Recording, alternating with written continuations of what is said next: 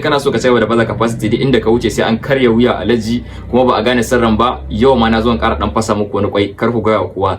Na muku listin wasu 'yan motoci wanda za ka rufa asiri ka kare mutuncin ka yadda ya kamata, ba wanda zai gane. Mota ta farko muna da sedan mota, wato ita ce BMW E60 5 Series. Wato wannan motar da kuke gani 525i da 530i duka motoci ne wanda idan ka siye su lami lafiya lau zaka baza capacity a ta wata shegiyar mota kake ha, ba a san kuma budget ne da kai dan karami ba ka kankaro ta cikin mutunci. Wannan mota tana zuwa da inline 6 engine, ma'ana cylinder 6 kenan.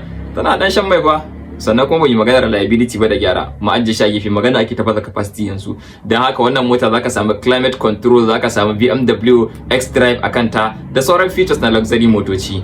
Ɗaya kenan. Sai mota ta biyu muna da Cadillac CTS. Wannan mota da kuke gani it is very sleek and very luxury to look at. Wannan mota aka karya wuya sosai, sannan duk wanda bai santa ba zai gane a cikin wace mota kake ba. Kuma ita ma tana zuwa da engine V6 ne, kuma tana da karfin ta ma'ana daidai gwargwado, kuma za a baza capacity ita ma akan ta daidai gwargwado. Sai mota ta gaba inda muke da Jaguar S-Type, sedan ce mai kyau da look very sleek and luxury. Kuma ita ma idan ka mallake ta zaka baza capacity yadda kake so, kuma ba ta da wani tsada kwata-kwata. Ba zan gaya muku kudinta ba saboda kami musu da kai, amma idan dai ka shirya ka nemi irin wannan motar hankalinka kwance zaka baza capacity. Sai mota ta gaba zamu iya cewa SUV ce, wato ita ce Range Rover L322. Wato wannan mota da kuke gani da gani a cikin ta kawai dan kokari ke baza capacity yadda ya kamata.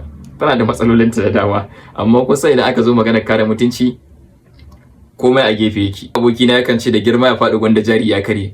Wani ya gwammace mallake ta yawon gurin mai gyaran koyewa makanike guri a kujerarsa ta gefe akan mutuncin sai kare. Dan haka ita ma wannan idan ka same ta zaka baza capacity yadda baka tunani. Sai mota ta karshe zamu ƙara dawowa layin sedan wadda ita ce Mercedes Benz S-Class W220. Wato idan kana so a ganka fes alaji a firgita idan a ganka da budget din ƴar karamar mota, in ka samu wannan motar ka gama.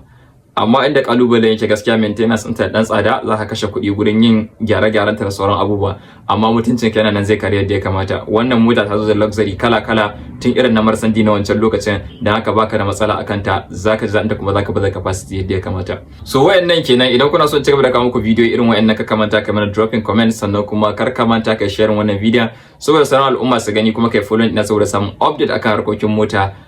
Wassalamu alaikum.